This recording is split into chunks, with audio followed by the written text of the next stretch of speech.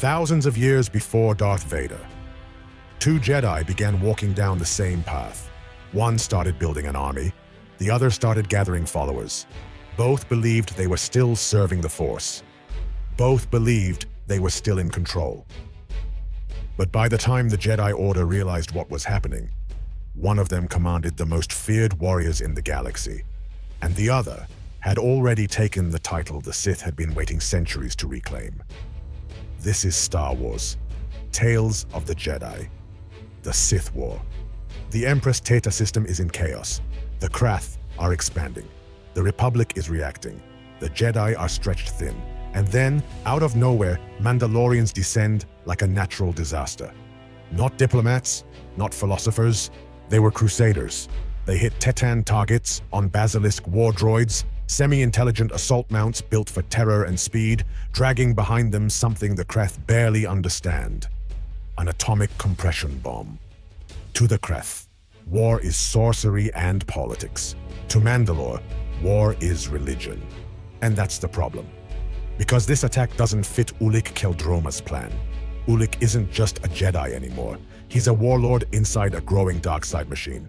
And Mandalore is an unpredictable weapon swinging through his battlefield. Alima Keto, witch, lure, and poison in human form, tells Ulic the truth. Mandalore wants the 7 worlds of Teta, not as an ally, as a conquest. So Mandalore sends a message to Ulic. Meet me on my world. Single combat. Winner decides the fate of Teta. Ulic accepts, because at this stage, Ulic still believes that if he wins the battle, he can still control the war. The duel takes place on the plains of Harkul, and Mandalore rigs it like an execution. Ulic gets no mount, no solid ground. He's forced into conditions designed to humiliate him in front of armies. Mandalore rides a basilisk customized to his personal specifications: advanced weapons, aerial dominance, and Mandalorian brutality. And everyone watching knows what this is supposed to be: a Jedi dying for sport. But Ulic is not just a Jedi anymore. He has the Force, and he has dark side power growing inside him like a second heartbeat. The duel becomes chaos in the sky: Force against steel, will against war. And then, Ulic wins. Mandalore offers the traditional end: kill me. Ulic refuses. He says he has a better fate in mind. And in that moment, Ulic crosses a line. He doesn't defeat Mandalore. He owns him.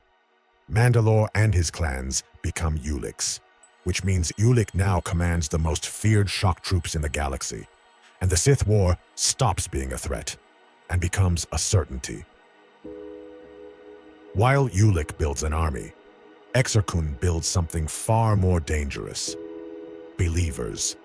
On the surface, Kun speaks like a reformer.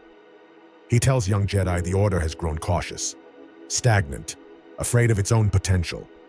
He claims he's uncovered forgotten Jedi techniques, ancient abilities once natural to the earliest Jedi, and he offers to share them.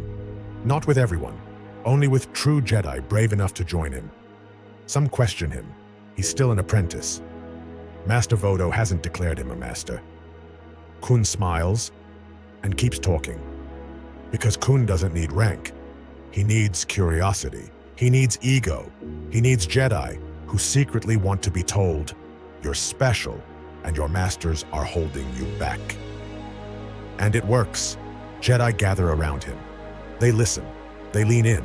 And without realizing it, they step into the same trap that will one day catch Anakin Skywalker.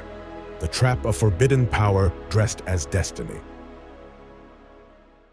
On Ossus, the heart of Jedi history, Nomi Sunrider trains under the ancient master Oden-Ur. She learns battle meditation. She learns what it means to lift an army without lifting a blade. And then Oden-Ur teaches her something terrifying: a light side technique so devastating it's considered worse than violence. A Jedi can build a wall of light and block another Force user from the Force itself.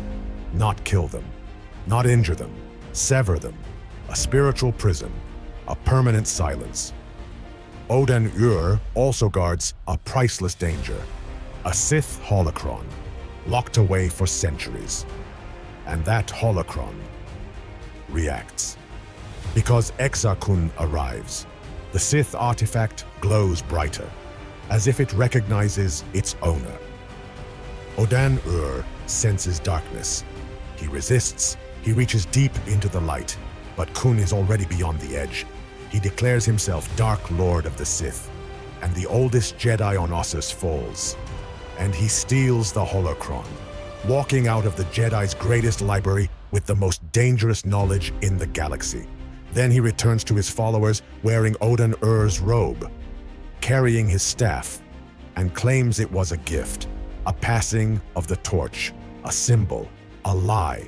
And the lie becomes truth the moment enough people believe it. And that's where the Sith War truly begins. Ulic Qel-Droma now holds Mandalore's clans, the most lethal shock troops in the galaxy. Exar Kun now holds the Sith Holocron, the most lethal knowledge in the galaxy. One has an army, the other has believers, and in Part 2, it escalates into something the Republic can't contain. Because Ulic doesn't just raid shipyards, he strikes for the heart of the Republic itself. And Exar Kun doesn't just corrupt Jedi, he turns them into weapons. So if you want the next chapter, the moment the Sith stop hiding and start breaking the galaxy in public, Part 2 is next. And if you want the origins of all this, before Ulic, before Kun, before the Krath, watch my Dawn of the Jedi videos, where the earliest Force Wars shaped everything that came after. I've also covered the earlier tales of the Jedi stories that lead directly into this conflict. Freedon Nad, Onderon, and the spark that lit the fuse. Subscribe if you want the complete Old Republic timeline in order. Because in Part 2, the Republic learns the same lesson the Jedi always learn too late. Because every Jedi who thought they could control the dark side eventually learned the same truth. The dark side was controlling them. Until next time, may the Force be with you.